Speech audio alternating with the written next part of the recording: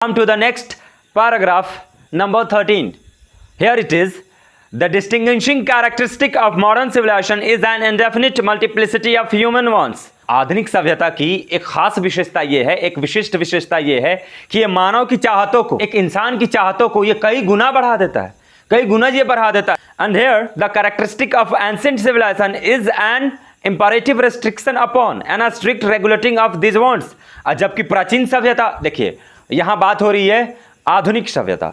आधुनिक सभ्यता is modern civilization is western civilization. जो हमारे पश्चिम वाला सभ्यता था उसी को बाद में महात्मा गांधी ने आधुनिक सभ्यता का भी नाम दिया. और जो हम हैं ये हमारा एंशिएंट सिविलाइजेशन, हमें प्राचीन सभ्यता का नाम दिया. हम जो ईस्टर्न सिविलाइजेशन, वे वेस्टर्न है, हम ईस्टर्न सिविलाइजेशन है. और वो मॉडर्न है तो हम एंशिएंट है. राइट. तो हम देखते हैं कि हमारी जो आधुनिक सभ्यता है ना, ये क्या करती है, मानव की इच्छाओं को, मानव की चाहतों को कई गुना बढ़ा देती है, कई गुना बढ़ा देती है. जबकि हमारी जो प्राचीन सभ्यता है दोस्त, इसकी खासियत यह है कि इन आवश्यकताओं पे, एक इंसान की चाहतों पे, उसकी भावना, सपोज करें कि हाँ भौतिकतावाद की चाहतों पे, उसकी भोग विलासिता पे एक कड़ा लगाम लगा देती है. एक अनिवार्य रूप से एक रुकावट, एक रोकथाम जो लगा दिया जाता है, वो हमारी प्राचीन सभ्यता करती है. ये उन पे सख्त नजर भी रखती है. वो लगाम लगाई गई है उन ख्वाहिशों पे, एक इंसान की उन ख्वाहिशों पे वो लगाम लगातार बरकरार है कि नहीं, उस पर नियंत्रण भी रखती है. द मॉडर्न और western insatiableness arises really from want of living faith in a future state and therefore also in divinity. अगर आधुनिक या पश्चिमी सभ्यता की मैं बात करूं तो वो इसलिए अतृप्त रहते हैं, वो इसलिए असंतुष्ट रहते हैं क्योंकि वास्तव में वो भविष्य की स्थिति में जीते हैं. वो चाहते हैं कि देखो यार, कि मतलब भविष्य में उनके पास ये हो जाए, वो हो जाए, वो हो जाए. और इससे वो क्या होता है भाई, वो देव से, देवत्व से, वो भगवान से, वो कहीं ना कहीं दैवीय चीजों से वो दूर होते जाते हैं. वो अपने आप को उस स्थिति में खतरा में डाल लेते हैं कि वो दैवीय चीजों से दूर होते जाते हैं. रेस्टोरेंट ऑफ एंशिएंट और eastern civilization arises from a belief often in spite of ourselves in a future state and existence of a divine power. जबकि हमारी प्राचीन या पूर्वी सभ्यता की मैं बात करूं तो ये रखना है, उस विश्वास पे सब्र रखना है, धीरज धरे रखना है, क्योंकि आप जानते हो कि भविष्य में ऐसी दैवीय शक्ति शायद अस्तित्व में आपके साथ जुड़ी रह सकती है. आपको भविष्य में उस दैवीय शक्ति के साथ जुड़े रहना होता है. द मॉडर्न और western insatiableness arises really from want of living faith in a future state and therefore also in divinity. जो आधुनिक या पश्चिमी सभ्यता की जो अतृप्ति की वजह है, जो असंतुष्टि की वजह है, वो कहीं ना कहीं वो वास्तव में भविष्य की चीजों को लेकर वो ज्यादा ही सोचते रहते हैं. वो भविष्य की चीजों में खोए रहते हैं और इसलिए वो क्या करते हैं भाई, वो देवत्व में इन द सेंस की भगवान की आस्था में उनकी कमी आ जाती है. वो भविष्य की चीजों को ही, वो भोग विलासिता की चीजों को ही वो ज्यादा विशेषकर महत्व देते हैं. यही रीजन है कि वो देवत्व की चीजों से, अध्यात्म से वो अपने आप को दूर रखते हैं. जबकि अगर मैं बात करूं, the restaurant of ancient or eastern civilization arises from a belief often in spite of ourselves in a future state and existence of a divine power. जबकि हम प्राचीन सभ्यताओं की, हम पूर्वी सभ्यताओं की ये है कि हम विश्वास रखते हैं, हम खुद के बावजूद, खुद के परे भी एक बात का विश्वास रखते हैं कि हमारे परे भी कोई है, हमारे परे भी एक भगवान है हमारे, जो हमारे अस्तित्व में उनकी भूमिका है. अगर मैं आज यहां मौजूद हूं तो कहीं ना कहीं इस अस्तित्व में उनकी भूमिका ही है. तो हम भगवान में विश्वास रखते हैं, हम भगवान में विश्वास रखने वाले हैं और कहीं ना कहीं हम अपने आप को उनके ही भरोसे छोड़ देते हैं कि हे नाथ, हे हरि, अब तुम्हारे ही हाथ में हम लोगों का ये डोर है, बागडोर है, और तुम ही हमें संभाल रहे हो. अगर तुम छोड़ दो हरि तो हम अनाथ हो जाए, तुम ही तो हमारे नाथ हो. हम उनमें विश्वास रखते हैं, हम अपने बावजूद, अपने से परे हम एक शक्ति में विश्वास रखते हैं और वो शक्ति दैवीय शक्ति है हमारी. जबकि वो सिर्फ विश्वास रखते हैं खुद में या अपने भविष्य में होने वाली चीजों के ऊपर. इसलिए उनके अंदर दैवत्व की, उनके अंदर दैवीय शक्तियों की कमी होती है. वो कहीं ना कहीं डिविनिटी पावर से, वो कहीं ना कहीं भगवान से, आध्यात्मिकता से वो दूर होते चले जाते हैं. ये है उनकी कि वो भगवान में विश्वास ही नहीं करते. वो जो भोग विलासिता की चीज में विश्वास करते हैं, वो जो फ्यूचर में हो रहे हैं उन सारी चीजों को अपने आप को मानते हैं कि ये उन्हीं की क्रेडिट है, वो उन्हीं की क्रेडिट जाती है. वो खुद को ही क्रेडिट, जो भी अचीवमेंट्स हैं वो खुद को क्रेडिट देते हैं. जबकि मैं बात करूं हमारी, तो हम क्या करते हैं दोस्त, हम पूरी तरह से अपने आप को उनके सहारे छोड़ देते हैं. अपने के परे भी हम उनको मानते हैं बड़े कि भाई आप ही हो, आप ही हमारे नाथ हो, आप ही सब कुछ कर सकते. Now move to the next paragraph number 14. Some of the immediate and brilliant results of modern invention are too maddening to resist. ओ भाई साहब, आप जरा देख लो, ये जो आधुनिक आविष्कार है ना, इसके कुछ ऐसे तत्कालिक प्रमाण हैं, इसके कुछ ऐसे शानदार परिणाम है ना कि हमको यार उसे रोकना ही पड़ेगा। हम बहुत परेशान करके रखा है इन्होंने, ये इतना लगातार और इतने तेजी से इन्होंने आविष्कार कर डाले कि ये आविष्कार हमें परेशान कर रहा है कि कहीं ना कहीं यार मानव का वजूद ही खत्म ना कर रहे। यहां पे आप देख लो जरा सा कि किस तरह से एलन मस्क ने यहां उन्होंने एक चिप बना लिया और डाल दिया इंसान के दिमाग में। इंसान से पहले लंगूर पे उन्होंने ट्राई किया, यहां पीछे लगाया, अभी हाल ही फिलहाल की न्यूज है, लगभग 3-4 महीने हुए होंगे, चिप लगा दिया कि अब वो वॉइस से तो हम लोग कंट्रोल करते ही थे, अब चीजों को हम मन में उठ रहे तरंगों से भी कंट्रोल कर सकते थे।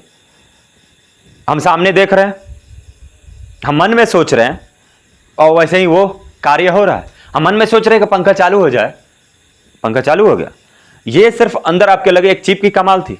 अरे उन्होंने तो ये भी कह दिया कि भाई साहब अब जो बच्चा पैदा होगा वो गर्भ से बाहर हम पैदा करा देंगे। नहीं, टेस्ट ट्यूब बेबी की मैं बात नहीं कर रहा, पूरा का पूरा एक बच्चा, पूरा का पूरा वोम्ब, ये पूरा का पूरा एक पेट मां का वो बाहर ही तैयार कर रहे हैं कि मैं बच्चा को बाहर ही पैदा कर दूंगा। रोबोट बना लिया उन्होंने। भाई साहब ये जिस तरह से तुम लोग आविष्कार कर रहे हो ना, पगलाए गए हो तुम, एकदम से पगला गए हो। अब पूरी तरीके से बर्बाद कर दोगे तुम मानव सभ्यता को। हमें हर हालत में ये पागलपन को, इन आविष्कारों को रोकने की कोशिश करनी होगी हमें। और जरा देखो इनको, ये कितने पागल हो गए हैं कि ये खुद के वजूद को ही मिटाने के चक्कर में पड़े। मशीनों को इतना आविष्कार, भाई साहब हम भी वो कर सकते थे, जब करना होता तो हम भी वो कर सकते थे। हमारे पास ये सारी चीजें काबिलियत थी कि नहीं थी? अब बिल्कुल थी यार, हम भी कर सकते थे, हमारे पूर्वज भी कर सकते थे, लेकिन हमने नहीं किया ना। हमने देखा कि यार इससे तो हम लोग अपनी नैतिकता को ही खो देंगे, हम अपनी मानव सभ्यता को ही खो देंगे, और हमने नहीं किया। और इनको देखो, इन पागलों को, बेवकूफों को। अरे यार तुम क्यों प्रकृति के खिलाफ जा रहे हो? प्रकृति ने जब ऑलरेडी एक गर्भ दे दिया है तो तुम क्यों उसे बाहर ये करोगे? इनकी बेवकूफी को भी कभी मुझे समझ में नहीं आती। मुझे इस बात का डर रहता है, और गांधी जी को भी तो रहता था, मुझे भी रहता है। यहां गांधी जी को भी डर है। इस पैराग्राफ में वो भी कह रहे हैं कि यार मुझे तो इस बात का डर है कि मानव सभ्यता खत्म ना हो जाए, हमें रोकना होगा, इस पर प्रतिबंध लगाना होगा। ये जिस तरह से पागलपन टाइप का ये आविष्कार कर रहे हैं ना, ये वाकई मैं खुद ही घबरा जाता हूं। दोस्तों मैं अपना पर्सनल ओपिनियन शेयर करूं तो मैं खुद ही घबरा जाता हूं कि आज के बाद आने वाले 50 वर्षों में हमारे बिहार की स्थिति क्या होगी, हमारे देश की स्थिति क्या होगी, ये पूरे मानव सभ्यता की स्थिति क्या होगी दोस्त। और जिस हिसाब से, जिस तेजी से हम लोग बढ़ रहे हैं ना, खुद को ही बर्बाद करेंगे हम लोग एक दिन।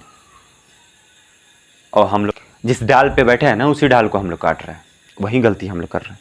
But I have no manner of doubt that the victory of man lies in that resistance. We are in danger of bartering away the permanent good for a momentary pleasure. लेकिन मुझे इसमें कोई संदेह नहीं है, यह कहने में, वे स्वीकार करने में मुझे कोई दो राय मैं नहीं दूंगा, इसमें दो मत नहीं है। यह स्वीकार करने में कि जो मनुष्य की जीत है ना, जो मनुष्य की जीत है, वो है कि भाई साहब उन आविष्कारों से दूर रहो। वो जो भी हाल फिलहाल में इन्होंने आविष्कार करा है ना, इन आविष्कारों से तुम दूर रहो, इनका विरोध करो, तुम इनसे दूर रहो। और नहीं तो भाई साहब आप वो सौदा कर रहे हो कि पेंदी को भरने के लिए पूरा का पूरा बोतल ही पलट दे रहे हो। जी हां, आप क्षणिक सुख के लिए, 2-4 पल 10 दिन के सुख के लिए आप पूरा का पूरा मानव सभ्यता को आप दांव पे लगा दिए। पूरा का पूरा मानव सभ्यता को आप सपोज करो कि बर्बाद करने पर तुले हो। अब जानते हो एक्चुअली बात क्या है कि तुम वहां कुल्हाड़ी रखी है और तुम खुद जाके उसमें अपना पांव मार रहे हो। ये बेवकूफी नहीं तो क्या है? बर्बाद कर लोगे तुम लोग अपने आप को। ये 100 साल पहले इन्होंने लिखा है। 1925 में जब इन्होंने अपनी आत्मकथा लिखी थी, माय एक्सपेरिमेंट्स विद ट्रूथ, सत्य के साथ मेरे प्रयोग, उसका ये हिस्सा है ना हम लोग पढ़ रहे हैं। ये 1925 में लिखी थी, आज 2025 आने को है। ये 100 साल हो गए, एक शताब्दी की बात हो रही है। और 100 साल पहले इन्होंने तब उतना खतरा देखा था इन्वेंशंस को लेकर। 100 साल पहले आविष्कार को लेकर, ये जिस तरह से विज्ञान तरक्की कर रहा था, जिस तरह से पश्चिम के लोग पागलों टाइप के आविष्कार कर रहे थे, ये 100 साल पहले उस बात को लेकर चिंतित थे, घबराए हुए थे। और आज 100 साल बाद देखो, और उससे कहीं ज्यादा तेजी में ये चीजें हो रही हैं हमारे यहां पूरी दुनिया में। और आज गांधी जी होते तो सही में यार पता नहीं वो कितना उनको शौक लगता। लेकिन गांधी जी नहीं है। हम में से, आप में से, आप बिहार वालों, आप देश वालों, आप में से कोई गांधी बनेगा कल का, आप में से कोई कलाम है कल का, और आप ही में से कोई जवाहरलाल नेहरू है कल का। तो जरा आप जागृत हो, अपनी संस्कृति को बचाओ, अपनी सभ्यता को बचाओ। बर्बाद कर लेंगे हम लोग। मुझे बहुत डर है कि हमारे पूर्वजों ने जिस तरीके से हमारी संस्कृति, हमारी सभ्यता को बचा के दिया, हमें सौंपा, हमें अगले जनरेशन को भी वैसा सौंपना, ये हमारा कर्तव्य है। ओ श्री राम जी 5000 साल पहले आए और उन्होंने जो संस्कृति, जो सभ्यता हमें सौंपी थी वो हमारे तक आ रही है। अब हमारा भी तो कर्तव्य है कि यही सेम चीज हम आगे वाले जनरेशन को भी सौंपे, लेकिन हम नहीं कर रहे हैं ना। हम तो बर्बाद करने पे तुले। वो आने वाले जो वंश हैं उनको हम लोग क्या मुंह दिखाएंगे। खैर आगे देखते हैं दोस्त, ये बहुत ही मार्मिक टॉपिक है। ये चैप्टर मैं जब भी पढ़ता हूँ ना, ये चैप्टर मेरे ख्याल से आई थिंक 10 12 15 बार मैंने पढ़ लिया होगा ये चैप्टर को। और जितनी बार भी मैं ये चैप्टर पढ़ता हूँ मैं हमेशा सोच में डूब जाता हूँ, यार इतना मैं ये चैप्टर से जुड़ा हुआ हूँ। बहुत कमाल का चैप्टर है, बहुत कमाल का। अब दिल से पढ़ो इसे। Just as in the West they have made wonderful discoveries in things material, similarly Hinduism has made still more marvelous discoveries in things of religion, of the spirit and of the soul। ओ भाई साहब सुनो, कहां जा रहे हो? ठहरो जरा, सब्र करो। ये जिस प्रकार पश्चिम सभ्यता वालों ने भौतिक वाली वस्तुओं का अद्भुत आविष्कार करा, बहुत शानदार, माइंड ब्लोइंग, कमाल का उन्होंने आविष्कार करा वो भौतिक वाली चीजों को, भोग विलासिता वाली चीजों को। लेकिन जरा थमो, हमारा हिंदुत्व, हमारा हिंदुज्म, हमारी हिंदू सभ्यता, हमारी सनातन ने, हमारे हिंदू धर्म ने धर्म के नाम पे आत्मा में और आत्मा की चीजों में, स्पिरिचुअल थिंग में, आध्यात्मिक चीजों में, धर्म में, योग में, प्राणायाम में, एक्सरसाइज में मन को कैसे कंट्रोल करें, इच्छाओं को, इन इंद्रियों को कैसे कंट्रोल करें, यह हमें हमारे पूर्वजों ने सिखाया, यह हमें हमारे हिंदुत्व ने सिखाया है। उन्होंने आविष्कार किया भौतिक वाली चीजों से, शारीरिक जिससे सुख भोग सकते उन चीजों को हमने आविष्कार किया जिससे मानसिक हम सुख भोग सके। हमने आविष्कार किया जिससे हमें चैन मिल सके, यहां सुकून मिल सके। हमने उन चीजों का आविष्कार करा। हिंदुत्व हमें वो चीजें सिखाता है कि हम कैसे यहां पे शांति पाले। भाई साहब बिरयानी आपके सामने रखी है, ये भौतिक चीज है, इसे खरीद सकते हो चुटकी बजा के, लेकिन भूख कहां से खरीदोगे? ये तो मानसिक चीज है ना, ये आत्मा की संतुष्टि के ऊपर है ना, कि मन करेगा तब खा पाओगे, नहीं तो नहीं खा पाओगे। भूख कहां से खरीदिएगा? बहुत अच्छा शानदार बिस्तर खरीद लोगे, नींद कहां से लाइएगा?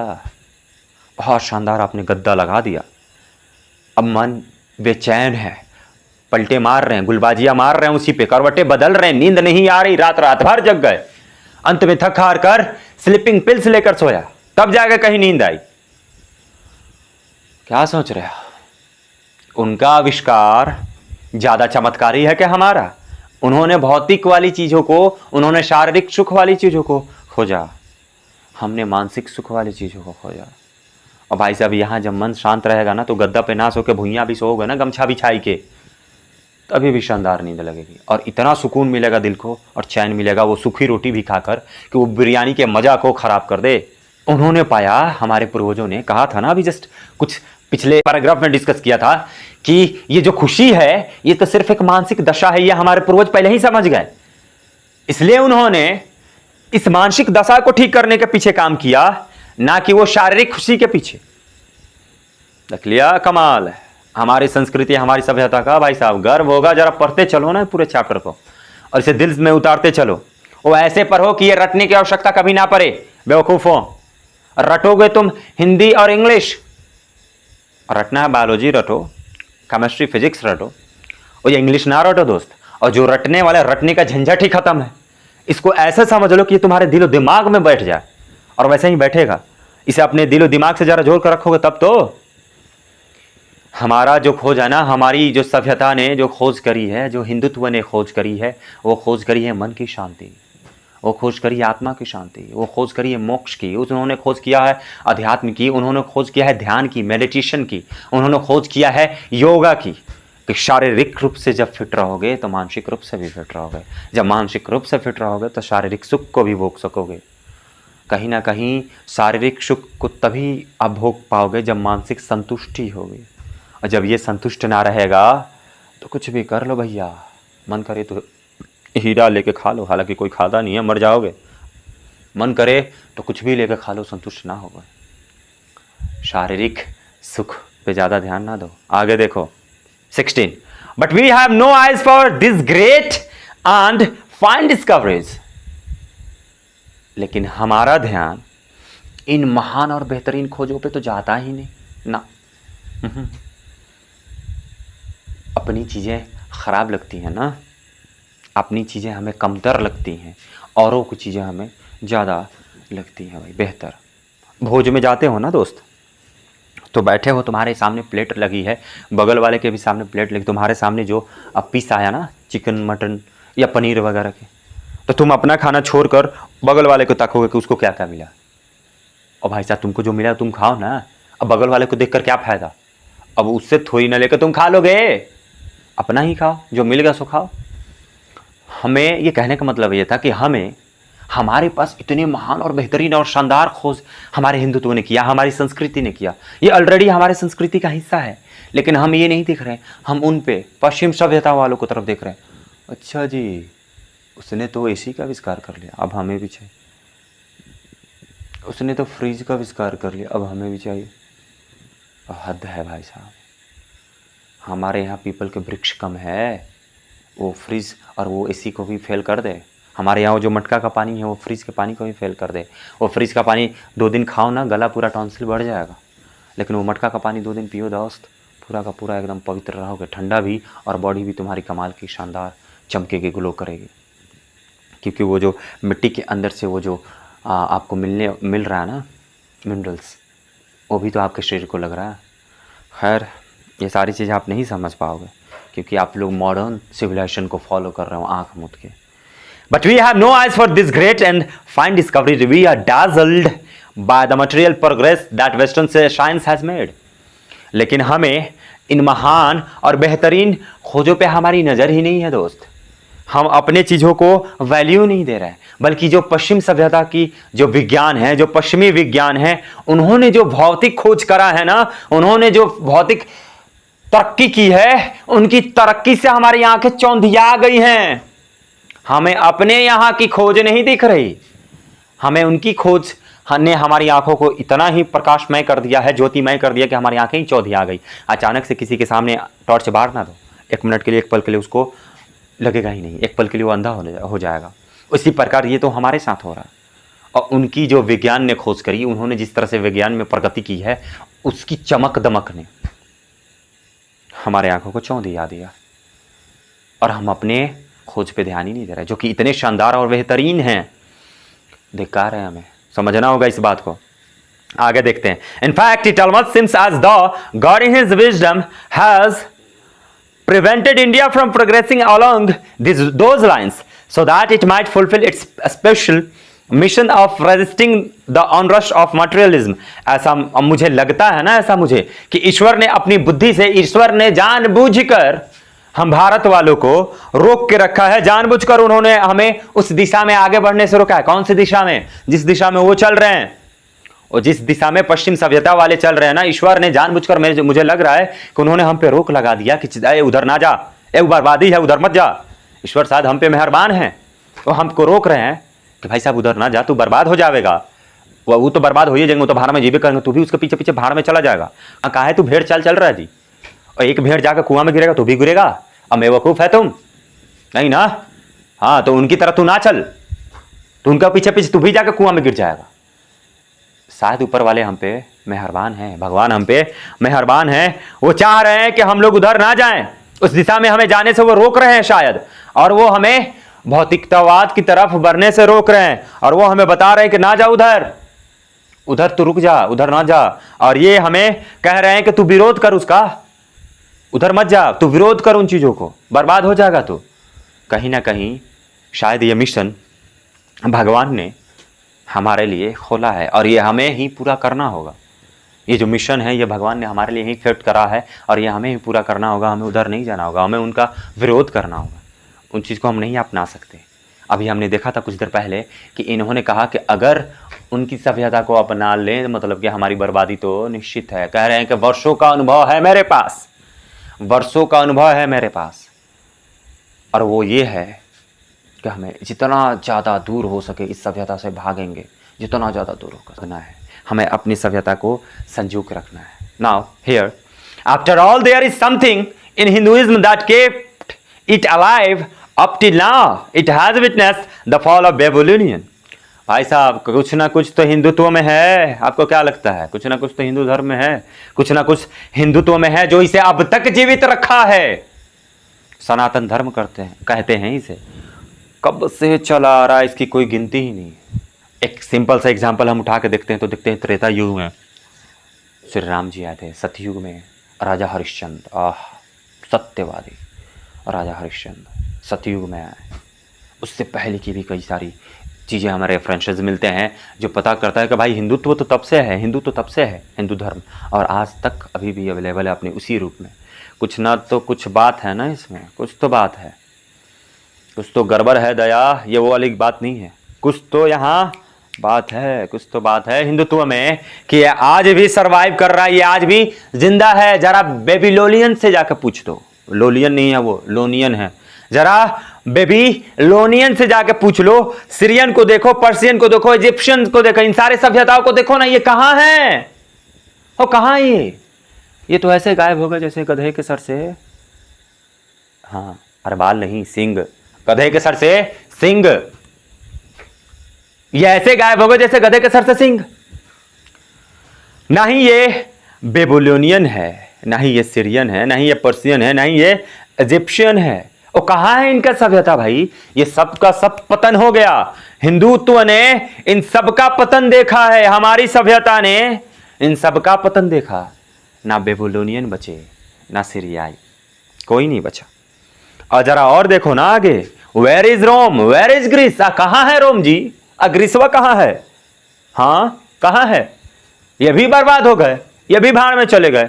और इनके साथ साथ जो यूरोप वाले लोग थे ना, जो इनके साथ साथ यूरोप वाले लोग थे, इनके लेखनी के ऊपर चलते थे, वो भी बर्बाद हो गए। ये हमने देखा था उधर। कहां है रोम, कहां है ग्रीस भाई? ये सारे के सारे बर्बाद हो गए। Can you find today anywhere the Italy of given? क्या आप कहीं भी उस गिवन को पाओगे? और गिवन को आप कहीं भी पाओगे? कहां है इटली के गिवन? और क्या है भाई इटली के गिवन? क्या पहले समझ लो। ये सपोज करो कि एक इंग्लिश हिस्टोरियन थे, एक अंग्रेज इतिहासकार थे एक्चुअली। ये 18th सेंचुरी में, 18वीं शताब्दी में ये आए थे, जिन्होंने एक बहुत ही प्रसिद्ध किताब लिखी थी, the decline and fall of the Roman umpire, Roman umpire का पतन। यहाँ रोम कैसे बर्बाद हुआ, यहाँ उनके अंपायर यानी उनकी सभ्यता कैसे बर्बाद हो गई, इस पे इन्होंने लिखा है गिबॉन ने। तो पता किया जा रहा है, तो बात ये आ रही है कि कहाँ है भाई इटली के गिबॉन, कहाँ है और उनकी लेखनी कहाँ है? बताओ ना आप मुझे, इटली के गिबॉन कहाँ है, उनकी लेखनी कहाँ है? ये सब के सब दिख ही नहीं रहे यार। पूरे दूर से हम नजर ऐसे कर करके ढूंढ रहे हैं, ये दिख ही नहीं रहे। और कहाँ है ये? ना ग्रीस है, ना रोम है, आज ये कहीं नहीं है, सबके सब बर्बाद हो गए दोस्त। Can you find today anywhere the Italy of gibbon? क्या कभी आप कहीं आप ढूंढ सकते हो गिबॉन को? हाँ कहीं नहीं। ये इटली के गिबॉन ना मिल रहे हैं, ना वो प्राचीन हमें रोम मिल रहा है, ना ही वो रोम मिल रहा है जो इटली था। उफ, क्या गजब का बात है भाई। 18 नंबर देखते हैं। गो टू ग्रीस, चले जाओ ग्रीस में, जाओ। Where is world famous Attic civilization? जाओ तो ग्रीस में जाओ, जाकर वहां देखो कहां है ये विश्व प्रसिद्ध एटिक सभ्यता। हाँ कहां है? जवाब दो ना मुझे। एटिक सभ्यता को अटारी सभ्यता कहते थे, ये कहां है एटिक सभ्यता? विश्व प्रसिद्ध हुआ करता था कभी, वाह कहां है ये? जाकर ढूंढो ना, ढूंढ लो, जाओ एक बार ग्रीस जाओ, वहां ढूंढ के आओ कहां है ये एटिक सिविलाइजेशन। अब भारत आओ, then come to India. Bharat आओ तुम्हें हम दिखाते हैं। Let one go through the most ancient records and then look around you and you would be constant to say yes I see here ancient India still living. आओ भारत दिखाते हैं तुम्हें, भारत आओ। भारत के सबसे प्राचीन अभिलेखों को ढूंढ लो, सबसे प्राचीन रिकॉर्ड्स को उठाओ, तुम सबसे प्राचीन अभिलेखों को ढूंढो और चारों तरफ देखो, देखो चारों तरफ कि जिस तरह से उस अभिलेख में वर्णन किया गया है हमारी भारतीय सभ्यता का, वो चारों तरफ नजर दौड़ा के देखो, दिखने को मिल रहा है कि नहीं मिल रहा? मिलेगा, बिल्कुल तुम्हें देखने को मिलेगा। आओ जरा भारत में और देखो हमारी सभ्यता को, हमारी भारतीय सभ्यता को, इसके जितने पुराने तुम्हें रिकॉर्ड मिल सके उसको खंगाल लो और उससे मिलाओ, पढ़ो और मिलाओ हमारे देश की सभ्यता को। तुम पाओगे हाँ भाई ये तो साक्षात अभी भी जीवित है, ये तब जब थी, ये आज भी वही है, ये बदली नहीं है। वो कैसे बदली है जरा बताओ ना। यहाँ पे मैं आपको बताऊंगा। ये तो मिट्टी, ये देश है आर्यभट्ट की, ये देश है चाणक्य की, ये देश है चंद्रगुप्त की। और कैसे बदले? ये देश है अशोक की, ये देश है बुद्ध की, बुद्ध की, जी हाँ बुद्ध की। कहाँ बदले हैं बुद्ध? और बुद्ध की संस्कृति आज भी तो बौद्ध धर्म जीवित है ना। ये देश है श्री राम की, कहाँ है? बदला है श्री राम का ये देश, आज भी श्री राम पूजे जाते हैं, उनकी मान्यताएं पूजी जाती है। ये देश है श्री कृष्ण की, ये देश है एपीजे अब्दुल कलाम की। कहाँ बदला ये देश? कहाँ बदली यहाँ की संस्कृति, यहाँ की सभ्यता? लेकिन जरा चले ना जाओ ग्रीस में, अब पूरा विश्व प्रसिद्ध हुआ करता था कभी वहाँ की एटिक सिविलाइजेशन, कहाँ है वो? ना मिलेगा तुम्हें देखने को। क्या बात है, मैं तो पोयम बना। कहाँ है वो? ना मिलेगा देखने को, नहीं मिलेगी तुम्हें वो सभ्यता देखने को अब। लेकिन भारत आओ, पुराने रिकॉर्ड को छान मारो, खाक मारो पूरा, एकदम से खाक छान लो, जितने भी पुराने रिकॉर्ड तुम्हें मिल जाए एकदम ढूंढ लो एकदम से, और तब अपनी चारों तरफ नजर दौड़ा लो और देखो जैसे रिकॉर्ड्स में है वैसे ही तुम्हारे आंखों के सामने जीवित तुम्हें दिखाई देगी ये सभ्यता, हमारी अपनी सभ्यता, भारतीय सभ्यता। अरे गर्व है हमें भारतीय होने पे। यस, ये है हमारी भारतीय सभ्यता। क्या कमाल की है ना, गर्व हो रहा है ना दोस्त? जरूर होगा, गर्व करोगे तुम। Now come to the next. True, there were dung heaps too here and there, but there are rich treasures buried. इसको buried नहीं पढ़ते, इसको buried पढ़ते हैं। BURY, ये बरी नहीं होता, उसको दफनाना कहते हैं। BURY बरी नहीं होता बल्कि बेरी होता है। तो यहाँ भी इसको buried ना पढ़ के buried पढ़ेंगे। Yes, true, there were dung heaps too here and there, but there are rich treasures are buried under them. And the reason why it has survived is that the end which Hinduism set before it was not development along material but spiritual lines. हाँ, ये बात मैं स्वीकार करता हूं कि इधर उधर तुम्हें कूड़े कर बिल्कुल दिखेगा, मैं इस बात को तो स्वीकार करता हूं। लेकिन एक बात का भी गौर करना, उस गोबर के ढेर के नीचे तुम्हें सोने चांदी हीरे जवाहरात मिल जाएंगे। यस, यहाँ के जो पूर्वज हुआ करते थे ना, एक्चुअली जमीन में दफना दिया करते थे सोना। भाई उनको कोई वैल्यू, बट सोना चांदी कोई वैल्यू नहीं, गोबर के नीचे पड़ा है सोना चांदी पैसा, बस फालतू की चीज पर वो ध्यान नहीं दिया करते थे। हमारी सभ्यता का लोग, हमारे पूर्वज लोग। यहाँ आओ, कूड़ा करकट है, ये बात मैं स्वीकारता हूँ कि यहाँ के लोग थोड़े से रहते हैं उस टाइप के। तो कूड़ा करकट तुम्हें देखने को मिलेगा इधर तुम्हें गोबर मिलेगा, लेकिन गोबर के नीचे छिपा वो धन भी मिलेगा। गोबर के नीचे छिपा वो, बोलो बोलो बोलो, हाँ, गोबर के नीचे छिपा वो धन भी मिलेगा, वो सोना भी मिलेगा। और इसके जीवित रहने का कारण जानते हो क्या है? हमारी भारतीय सभ्यता की, खास करके हमारे हिंदुत्व की जीवित रहने का कारण जानते हो क्या है दोस्त? क्योंकि हमारा लक्ष्य जो हमने रखा है वो भौतिक की चीजों को पाना नहीं है, वो उन सारे शारीरिक सुखों को पाना नहीं है, उन सारी भौतिकतावाद की चीजों को पाना नहीं है, बल्कि इससे कहीं ऊपर की चीज हमें चाहिए। जी हाँ, इससे कहीं ऊपर की चीज हमें चाहिए। हमें चाहिए हाँ, it was not development along material but spiritual lines. हमें ये भौतिक वाली चीजें नहीं चाहिए, हमें विकास करना है अपने अंदर आध्यात्मिक चीजों को। यस, हमें ये भौतिकवाद वाली चीज़ें नहीं चाहिए, हमें ये भौतिकतावाद वाली चीज़ें नहीं चाहिए। हम सुख नहीं भोगना चाहते हैं ज़्यादा, हम तो पैसा रुपया को कोनो मोले नहीं जानते। हमें चाहिए अध्यात्म वाली चीज़ें, और एक बार जो उसको पा लिए तो फिर सब कुछ पा लिए। और भाई उसी को हमें चाहिए, हमें वो चाहिए, वो ऊपर वाला, वो जो सब चीज़ का मालिक है, और ये हमें ये सोने चांदी हीरे जवाहरात कुछ नहीं चाहिए, हमें वो चाहिए। अब वो मिल गया तो सब ना मिल जाएगा जी? बताऊं कैसे सब मिल जाएगा? वो है गणेश, गणेश देंगे बुद्धि। वो है लक्ष्मी, लक्ष्मी देंगी धन। वो है कुबेर, कुबेर देंगे धन। अरे वो है सरस्वती, देंगी विद्या। बोलो। वो है शिव, देंगे वरदान। वो है ब्रह्मा, देंगे ब्रह्मास्त्र। वो है राम, देंगे आदर्श। वो है कृष्ण, देंगे गीता ज्ञान। जब वही मिल गए हमें तो फिर हमें और किस चीज की कमी है दोस्त? सबका सब केंद्र तो वही है, सिर्फ उनको पालूंगा मैं, सब कुछ मिल जाएगा मुझे। हम इन सारी फालतू की चीज़ों में, भौतिकतावाद की चीज़ों में नहीं पड़ते, बल्कि हमें सिर्फ वो आध्यात्मिक चीज़ों पर ध्यान रखना होता है। हमारा लक्ष्य कुछ और ही ऊंचा है, इससे ही बेहतर है। उनको जाने दो, पगलाने दो, उनको कुछ भी चाहिए ले लेने दो, उनको कुछ भी आविष्कार करना है कर लेने दो दोस्त। वो उतना करके भी असंतुष्ट रहेंगे। हाँ, ये लिख के ले लो, उतना करके भी वो असंतुष्ट रहेंगे, करके भी असंतुष्ट रहते हैं। सबसे ज़्यादा डेवलप्ड अमेरिका शहर, और सबसे ज़्यादा डिप्रेस्ड लोग वहीं पे। ए भाई, ये कैसे हो गया हो? जो सबसे ज़्यादा विकसित है वो कैसे ही ज़्यादा डिप्रेशन में पड़ गया?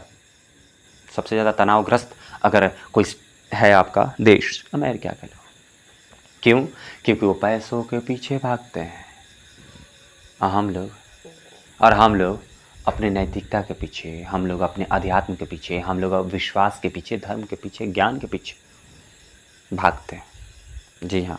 नाउ आई होप कि आप क्लास को एंजॉय कर रहे होगे, पकाऊ सा महसूस नहीं कर रहे होगे, और सारी चीज़ों को आप समझ रहे होगे बेहतर तरीके से। और भी मुश्किल से 3-4 पैराग्राफ बचते हैं, जरा उसको ख़त्म कर लेते हैं और ये चैप्टर हमारा ख़त्म हुआ। हाँ, ओ यार, मुझे पता है कि मैंने बहुत पकाया है, मैं पकाता भी हूँ ऐसे। ऑफलाइन क्लास वाले मेरे बच्चे भी बोलते हैं कि सर आप कितना, मतलब वाकई इतना डिटेलिंग में क्यों जाते हो, आप इतना डिटेल्स क्यों बताते हो? मैं उनको कहता हूँ दोस्त देखो, नहीं, ये पढ़ाई सिर्फ तुम बोर्ड के लिए अगर कर रहे हो तो इतना डिटेल्स वाकई यूजलेस है, बेकार है।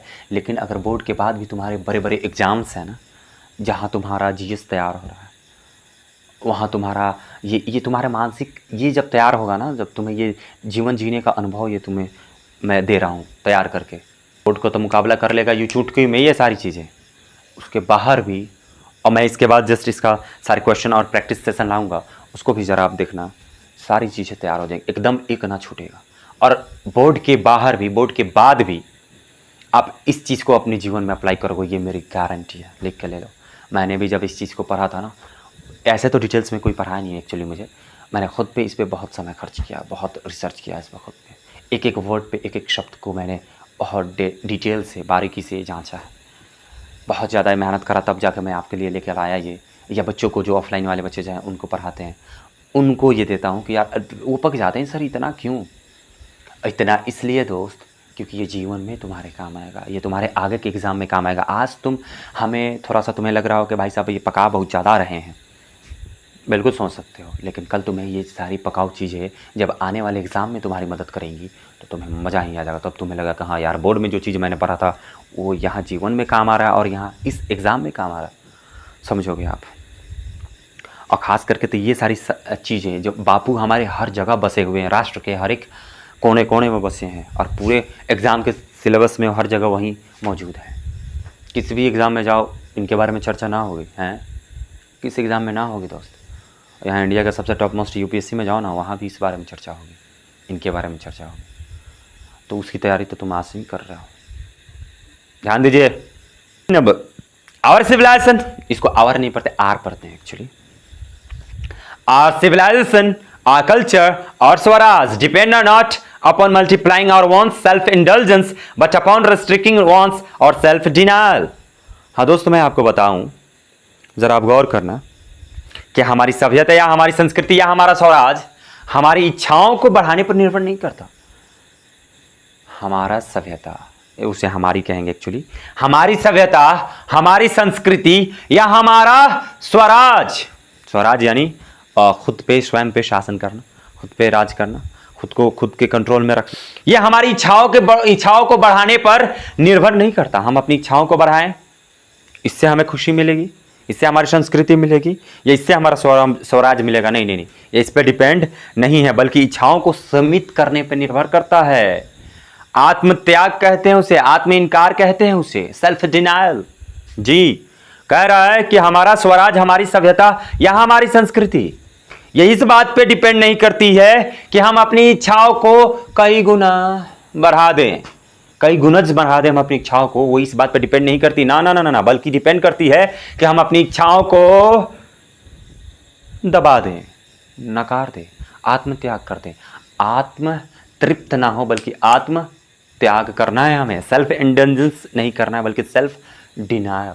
Yes, okay, next one, yes 21। European civilization is no doubt suited for the Europeans, but it will mean ruin for India. We endeavor to copy it. This is not to say that we may not adopt and assimilate whatever may be good and capable of assimilation by us. निसंदेह, इसमें कोई संदेह नहीं है कि जो Europe लोगों की सभ्यता है, जो यूरोपीय लोगों की सभ्यता है ना दोस्त, वो उन लोगों के लिए ठीक है, वो एकदम उनके लिए उपयुक्त है, उनके लिए एकदम से फिट है। लेकिन अगर हम इसकी नकल करने का प्रयास करते हैं तो मतलब कि समझिए कि हम बर्बाद हो जाएंगे। यस, सही सुना आपने। अगर हम नकल करने की कोशिश करते हैं तो ये एग्जाम नहीं है कि उसके साथ साथ हम वो पास हो जाएंगे कि उसकी नकल कर लिया हमें पास ना। हम नकल करेंगे अगर उन यूरोप के लोगों की सभ्यता का, तो वो उनके लिए फिट है, इसमें कोई डाउट नहीं है, वो उनके लिए ठीक ठाक है। लेकिन हम उनकी नकल करने जाएं तो हम भारत वाले बर्बाद हो जाएंगे, ये ध्यान रखना आप। This is not to say that we may not adopt and assimilate whatever may be good and capable of assimilation by us. लेकिन इसका मतलब ये भी नहीं कि हम जो कुछ भी अच्छा या जो कुछ भी अपनाने वाला हो, आत्मसात करने वाला हो, जो कुछ भी वहां से लिया जा सकता है, आत्मसात किया जा सकता है, उसको लेने में हम सक्षम नहीं हैं ना।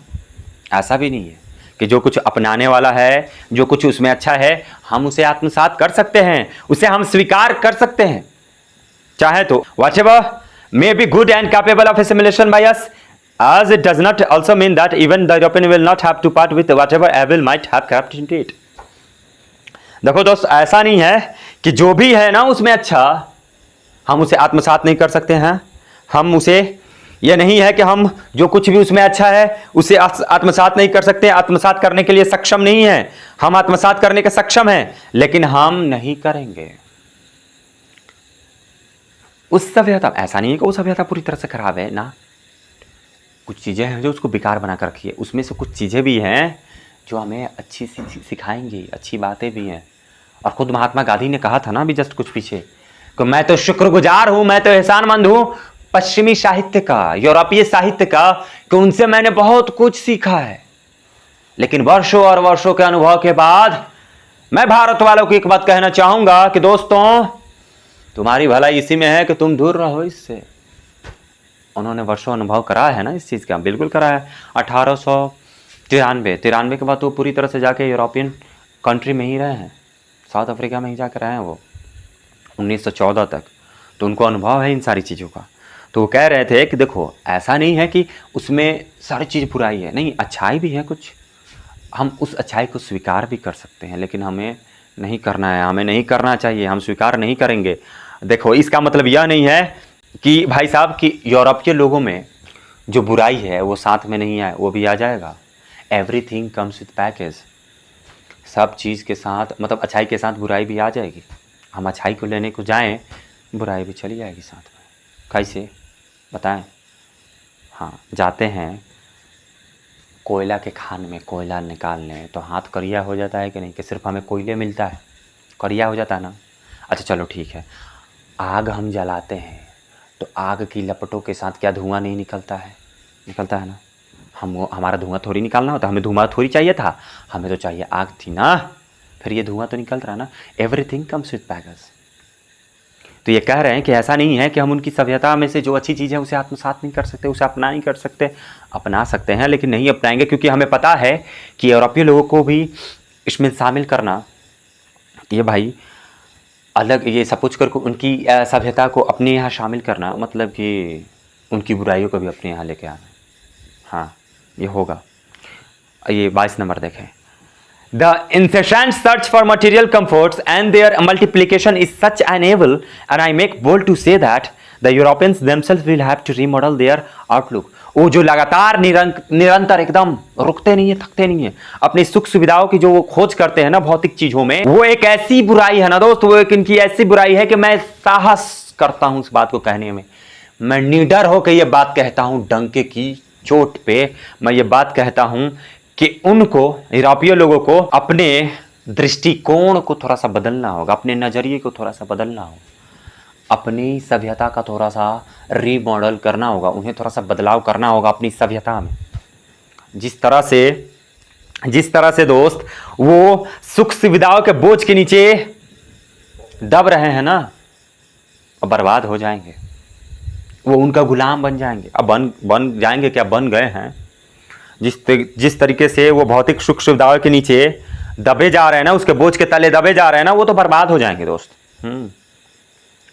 वो तो बर्बाद हो जाएंगे, वो उसी में दब के मर जाएंगे। वो उनके गुलाम हो चुके हैं, एकदम लगातार वो गुलाम हो चुके हैं, वो लगातार बन भी रहे हैं। अगर थोड़ा बहुत कहीं कसर बाकी भी है तो वो बन रहे हैं।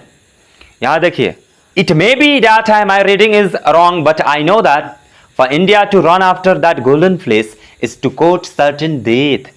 Let us engrave on our heart the motto of a Western philosopher, plain living and high thinking. हाँ, हो सकता है कि मेरा ये मानना गलत हो, लेकिन फिर भी मैं ये कहना चाहता हूँ, मेरा मानना ये गलत हो सकता है, लेकिन फिर भी मैं ये कहता हूँ कि भारत को अगर गोल्डन फिश के पीछे भागते तुम देखो, यानी भारत अगर गोल्डन फिश के पीछे भागने लगे, ये गोल्डन फिश एक्चुअली एक ऑब्जेक्ट है, एक वस्तु है जी, जो मान्यता है मैं आपको बता रहा हूँ। ये गोल्डन फिश एक ऑब्जेक्ट है, एक वस्तु है, जैसे कि आप इच्छाधारी नागिन, इच्छाधारी नागिन, ये क्या है, कल्पना है। और मणि है, उनका जो नागमणि है वो भी एक कल्पना है, ये हकीकत में थोड़ी ना मिला है हमें। उसी तरह से ये गोल्डन फिश की बात कर रही है कि बात करें तो गोल्डन फिश एक ऐसी चीज़ है, एक ऐसी कल्पना की वस्तु जो बहुत मुश्किल है पाने में, मतलब कि एकदम से नामुमकिन सा। क्योंकि गोल्डन फिश ये ग्रीक माइथोलॉजी में आता है, ये ग्रीक के दर्शन में आते हैं, ग्रीक की कहानियों में आता है वहाँ के, कि ये एक ऐसा चीज़ है, एक ऐसा दुर्लभ वस्तु है जिसकी रक्षा सांप करते हैं, जिसकी रक्षा आग की लपटें करती हैं। अब ये देख रहे हो कितना कल्पना की चीज़ है। गोल्डन फिश एक ऐसी चीज़, एक सपोज करो कि नागमणि ही, कि जिसकी रक्षा सांप करते हों और जिसकी रक्षा चारों तरफ उसके आग लगी है वो करती है। वो फिल्मों वाला सीन देखा होगा ना आपने, एडवेंचरस वाला, ये वही टाइप का है कि। और एक जो जेसन है, जेसन वहाँ के जादूगर थे, कि उन्होंने अपने मंत्रोच्चार से इसको सुरक्षित करके रखा है। ये इस तरह से गोल्डन फिश है। तो यहाँ इनका, गांधी जी का ये कहने का मकसद लाइन में गोल्डन फिश यहाँ इन्होंने भारत के लिए इस्तेमाल किया एक्चुअली, कि अगर भारत गोल्डन फिश के पीछे भागे, देख लो, अगर भारत उस गोल्डन यानी नागमणि के पीछे भागे, तो ये मैं कह सकता हूँ भाई साहब, मैं जानता हूँ कि निश्चित ही ये भारतीय सभ्यता की मौत हो जाएगी, हमारी भारतीय सभ्यता की अंत हो जाएगी। अगर हम भागने लगे गोल्डन फिश की तरफ तो हमारी भी मौत निश्चित है। जिस तरह से वो बर्बाद हो रहे हैं ना दोस्त, जिस तरह से वो बर्बाद हो रहे हैं, लगातार अपनी भौतिक सुख को बढ़ाते हुए, भौतिक सुख को वो इतना बढ़ा रहे हैं कि मतलब कोई लिमिट ही नहीं, अनलिमिटेड, असीमित, एक मतलब ऐसा नहीं कि स्लो नहीं, निरंतर तेजी में बढ़ा रहे। मुझे तो डर है भाई साहब कि वो उसी के तले दब के ना मर जाए। अति हर चीज़ की बुरी होती है ना, हाँ, अति हर चीज़ की बुरी होती है। अब उनका अति आ गया है, और जब अति है तो समझिए कि नाश हो ही जाना है। वो खुद के ही भौतिकतावाद के पीछे, भौतिक सुखों के पीछे, वो उसी में ही डूब के मर जाएंगे। वो गुलाम बन रहे हैं लगातार। और इसीलिए ये हमारे महात्मा गांधी जी कहते हैं कि भारत को भी मैं कहूँगा कि इस गोल्डन फिश के पीछे ना भागो, ये जो कि सत्य है ही नहीं, ये नागमणि, ये सत्य कहाँ है, इसके पीछे ना भागो। इसके पीछे जाओगे तो भाई ना मोह मिलेगी ना माया, नहीं समझे, हाँ, ना ये गोल्डन फिश मिलेगा और तुम अपनी भी सभ्यता का खो दोगे। ना मोह मिलेगी ना माया मिलेगी, वो तो मोह है ना, उसके पीछे तुम भाग रहे हो, इधर तुम माया को छोड़ के जा रहे हो। माया इन द सेंस के सपोज करो जो तुम्हारे पास है, तो दोनों में से कुछ ना मिलेगा। हाँ जी, ये कह रहे हैं कि ना भागो तुम गोल्डन फिश के पीछे, वो तो सिर्फ एक कंसेप्चुअल चीज़ है। अगर उसके पीछे गए तो निश्चित है कि वहाँ मौत तो आनी ही है, तुम अपने आप को बर्बाद तो कर ही लोगे। Let us engrave on our hearts that motto of Western philosopher, plain living and high thinking. Today, it is certain that the millions cannot have high living, and we, the few who profess to do the thinking for the masses, run the risk of vain search after high living of missing high thinking. देखो दोस्त, अगर मैं आपको बता दूं, अगर भारत उस golden fish के पीछे भागता है तो समझिए कि उसकी मौत निश्चित है। और आओ जरा दिल पे हम अपने ये गुदवा लें, आओ जरा दिल पे हम एक चीज गुदवा लें, वो जो वेस्टर्न फिलोसफर हैं, एक जो पश्चिमी दार्शनिक हैं, उनकी चीज एक दिल पे गुदवा लें, उनकी कही गई बात एक दिल पर उकेर लें, इनग्रेव करा लें कि सादा जीवन और उच्च विचार। ये कितना कमाल का थॉट, एकदम सिंपल में, simple living and high thinking, plane living and high thinking, सादा जीवन उच्च विचार। आज ये निश्चित है कि लाखों लोगों के पास, ये तो निश्चित है भाई साहब कि लाखों लोगों के पास उच्च जीवन नहीं हो सकता। हम जानते हैं कि हमारी भारत की ज़्यादातर लोग, ज़्यादातर जनता, एक तो पहले ज़्यादातर जनता गांव में रहते हैं, और जो गांव में रहते हैं तो गांव में गरीबी बहुत ज़्यादा है। तो हम ये जानते हैं कि भारत में ज़्यादा लोगों के पास गरीबी है, उनके पास उच्च जीवन नहीं हो सकता। और हम कुछ जो बचे कुचे हैं, हम जनता के लिए सोचने का दावा करते हैं। हाँ, यस, पॉलिटिशियन लोग, कि हम जनता की सेवा कर रहे हैं, जनता के बारे में सोचने की दावा कर रहे हैं। वो जनता जिसके पास उच्च जीवन नहीं है, उच्च जीवन नहीं है, हम उनके लिए सोचने की दावा करते हैं, खुद को समाज सेवी मानते हैं। एक पैकेट दे देते हैं बाढ़ पीड़ितों को भोजन का, 50 सेल्फी लेते हैं प्रचार करने के लिए। ये कौन सा दान हुआ दोस्त। खैर, हम इन पे आते हैं, ये थोड़ी सी दुनियादारी हो जाती है बीच बीच में कहीं कहीं। ये बखैर हकीकत है, ये जो मेरे मन का दर्द है ना दोस्त, ये बाहर निकलता है कि ये क्या करते हो तुम लोग ड्रामा। 2 रुपये का मदद ना करोगे और 10 रुपये का प्रचार कर लोगे, उसमें भी तुम्हारा प्रचार ये छिपा हुआ है। उफ, मुझे ये सब देख देख कितना गुस्सा आता है ना दोस्त, मैं क्या। हाँ, ये तो निश्चित है दोस्त कि जो हमारे लाखों लोग हैं ना देश के हमारे, उनके पास उच्च जीवन नहीं है, ये बात निश्चित है। और हम में से जो कुछ हैं, हम ये दावा करते हैं कि हम जनता के बारे में सोचते हैं। उच्च जीवन की व्यर्थ खोज में उच्च सोच को खोने का जोखिम हम उठाते हैं। उच्च जीवन की व्यर्थ खोज करते हैं हम लोग, हाई लिविंग की खोज करते हैं लगातार कि हमें गाड़ी चाहिए, हमें बंगला चाहिए, हमें एसी चाहिए, हमें फ्रिज चाहिए, हमें बाइक चाहिए, हमें कार चाहिए, हमें पूरा एकदम से हाई लेवल के कपड़े चाहिए, ब्रांडेड कपड़े चाहिए। हम उच्च जीवन के खोज में लगे रहते हैं, पूरा जीवन एकदम अथक परिश्रम करते रहते, भागते रहते कि हमें उच्च जीवन मिले। लेकिन वो मिलने से तो रहा, सबको थोड़ी प्राप्त होता है, बहुत कम लोगों को प्राप्त होता है। और इस चक्कर में हम लोग ऊंच सोच खो देते हैं। हमें अपनी हाई थिंकिंग रखनी है, सिंपल लिविंग रखनी है, हाई लिविंग नहीं, हाई थिंकिंग। और हम लोग हाई लिविंग के पीछे हाई थिंकिंग खो देते हैं। वो जोखिम उठाने को तैयार है कि हम अपनी सोच को ही खो देते हैं। हाई लिविंग को हम ढूंढने के चक्कर में हाई थिंकिंग को खो देते हैं, जबकि असली दौलत है हमारी high thinking.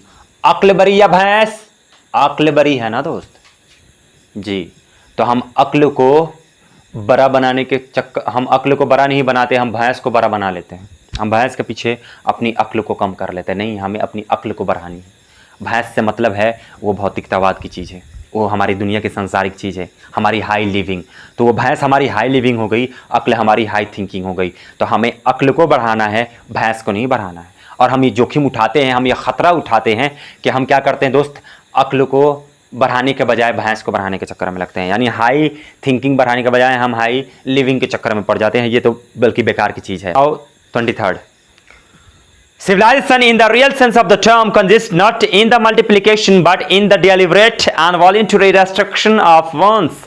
This also increases and promotes contentment, real happiness and capacity for services. हाँ, इसको कैपेसिटी नहीं कैपेसिटी पढ़ते हैं, कैपेसिटी फॉर सर्विस। सभ्यता शब्द का वास्तविक अर्थ, असली अर्थ जानते हो क्या है दोस्त? ये अर्थ ये है कि अपनी इच्छाओं में लगातार गुणन करना नहीं, बल्कि जानबूझकर, अनजाने में भी नहीं, जानबूझकर अपनी इच्छा से, स्व इच्छा से उसको रेस्ट्रिक्ट करने में, उसको रोकने में, अपनी इच्छाओं को लगातार बढ़ाना नहीं बल्कि उसको स्ट्रिक्ट करना, लगातार अपने से दूर भगाने में है। और यही हमारा सभ्यता का असली अर्थ है। हमारी सभ्यता तो हमें यही सिखाती है। हम क्या करते हैं, हम किए, हमारे पूर्वजों ने किया कि हम अपनी इच्छाओं को दबा लेते हैं, उस पर एकदम कड़ा नियम, कड़ा सख्ती से उसके साथ पेश आते हैं। जबकि उनकी जो है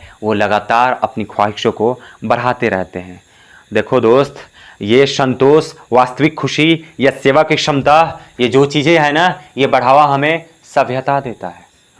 हमारी सभ्यता ही हमें ये सारी चीज़ें देती हैं। हमें जो संतुष्टि मिलती है, जो असली खुशी मिलती है, जो हम तरक्की करते हैं, जो हम विकास करते हैं, जो हम हमारे अंदर की क्षमता का, हमारे अंदर की शक्ति का अगर बढ़ोतरी होता है तो कहीं ना कहीं उसके पीछे हमारी सभ्यता है। जो हमारी सभ्यता हमें कहती है कि अपने मन पे काबू रख, ए बच्चा, मन पे काबू रख, और वहीं हम मन पे काबू रखते हैं और हम अपनी शक्ति को बढ़ाते हैं और अपनी हम क्षमता को बढ़ाते हैं और अपने हम सेवा को बढ़ाते हैं और असली खुशी को हम पाते हैं।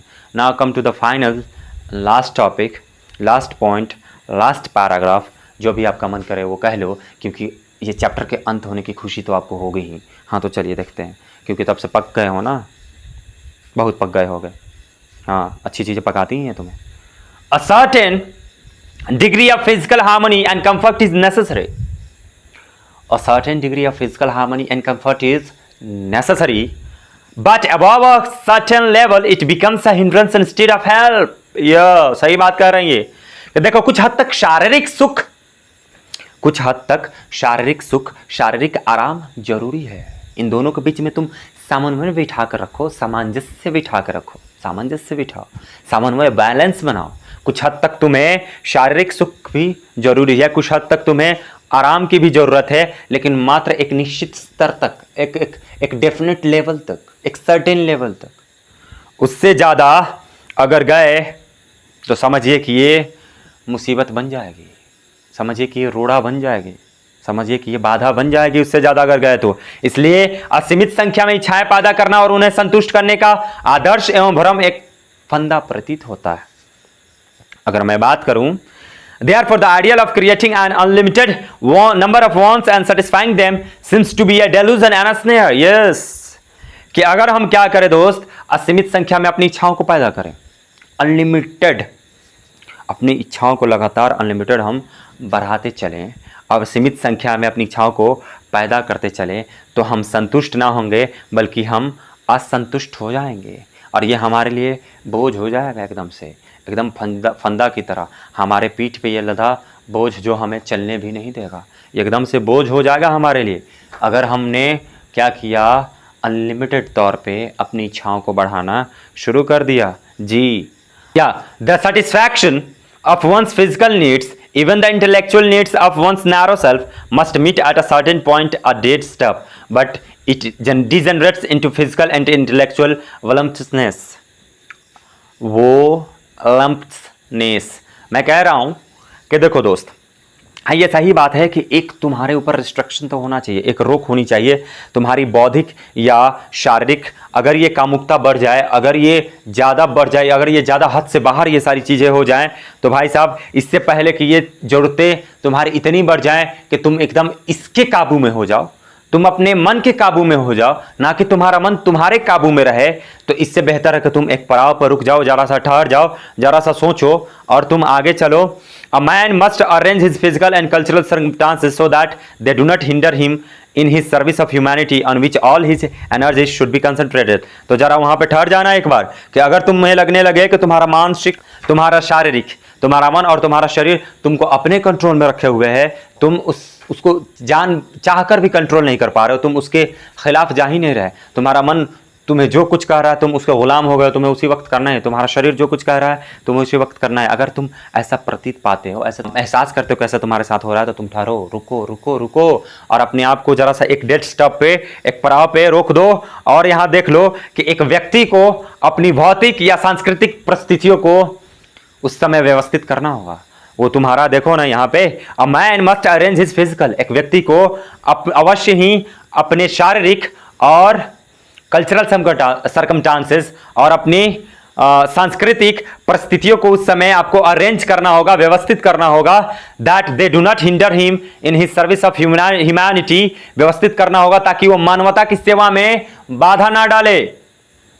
उस समय एक व्यक्ति को चाहिए कि वो अपने सांस्कृतिक रूप से, भौतिक रूप से अपनी परिस्थितियों को जरा सा रीअरेंज करे, व्यवस्थित करे उसे, और उसको जरा रोके, नहीं तो भाई साहब ये क्या होगा फिर, they do not hinder him in his service of humanity, और ताकि वो कभी भी बाधा ना पड़े, वो उस रास्ते का कंकर ना पड़े, मानवता के रास्ते का कंकर ना पड़े, तुम्हें रोक के ना रखे मानवता करने से। On which all her energy should be concentrated, ताकि तुम्हारी सारी की सारी ऊर्जा एक ही जगह पे केंद्रित हो, वो है मानव की सेवा, मानवता की सेवा।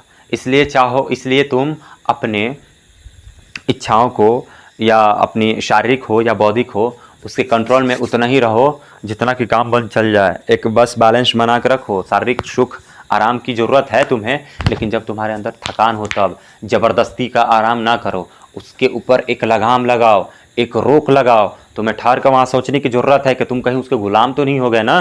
तो ज़रा ठहरो, विचार करो, और अपनी चाहे सांस्कृतिक हो, चाहे बौद्धिक हो, चाहे शारीरिक हो, उसको एक व्यवस्थित रूप से अरेंज करो, ताकि वो मानवता की सेवा में, हमारे समाज की सेवा में, हमारे संस्कृति की सभ्यता की सेवा में कहीं रोड़ा ना बने, कहीं बाधा ना बने।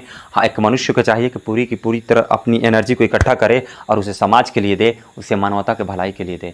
यही गांधी जी का ये इंडियन सिविलाइजेशन एंड कल्चर था, भारतीय सभ्यता और संस्कृति।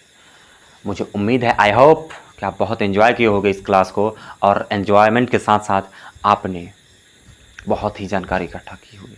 बस इन सारी चीज़ों को बार बार आप रिपीट करना, बार बार देखना, और सारी चीज़ों को सही से समझ लेना दोस्त। इसके बाहर तो कुछ ना आएगा बोर्ड में, और ना ही आपके जीवन में भी इससे बहुत बेहतर आपको परिणाम मिलेंगे। बहुत ही ज़्यादा आपको एक अलग दृष्टिकोण, एक अलग नज़रिया मिलेगा जीवन को जीने में, क्योंकि इस महान व्यक्ति की सोच आपके अंदर आई हुई है। So that's all for today, that's all for this chapter, and now I'll catch you up in the next video. तब तक के लिए धन्यवाद।